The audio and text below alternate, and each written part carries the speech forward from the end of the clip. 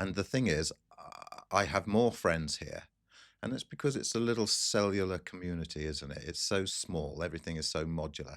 You know everybody. You walk down the street and you know how long it takes you to get from one end of Victoria Street to the other because you stop every 5 yards and you're chatting with somebody else. You can't make it down Victoria You Street. cannot make it down Victoria Street without having a chat with someone, not unless you put a paper bag over your head, or and Pretend you're go on the phone or incognito. something. But yeah, there's that. I gotta go. So it's really impossible. So we all know what it's like living in Alderney. It is one of the most sociable places I think I've ever lived on, and Guernsey Absolutely. is so much bigger, and you can walk into a pub and not know anybody. It would be impossible to walk into a pub or a shop or any establishment on this island without knowing more than half of the people in there. And that's why we love it. And that's And why we I love also it. know that, I mean, this is not a big podcast, right? I mean, at least not yet. Maybe one day Mm.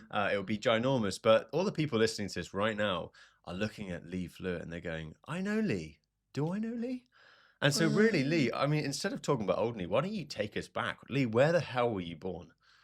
Well, I was born in Great Yarmouth in Norfolk in 1957.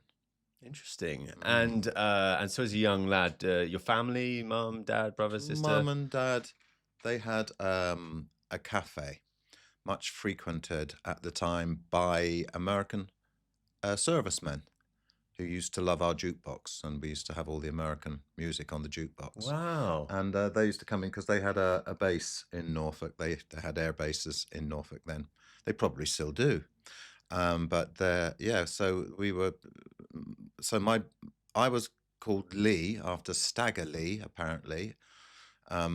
And Who the hell's that? It was someone in a song at the time, a rock and roll song. This is just after rock and roll came in.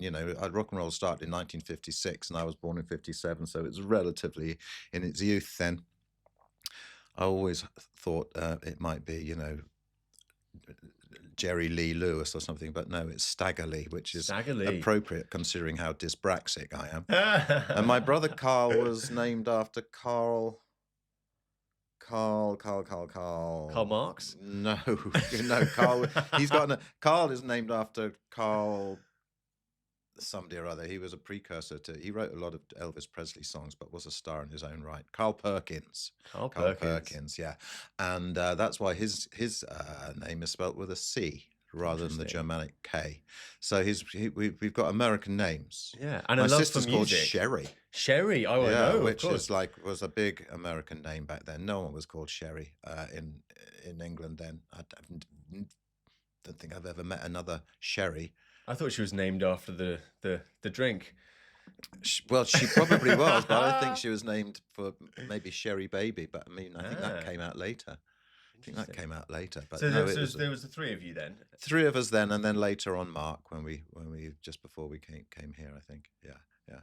And so you grew up in Norfolk. Yeah. And you had a very musical background. Is this not particularly? No, we had the jukebox, but we left there when I was so young. I hardly remember it. We came here, and my parents they'd been to Guernsey, I think for a holiday from Norfolk. They left us behind. We were looked after, and back then I think you could do day trips to Alderney. Like you could do day trips from Guernsey to Sark or Herm. And they used to do day trips to Alderney then, probably on an aeroplane.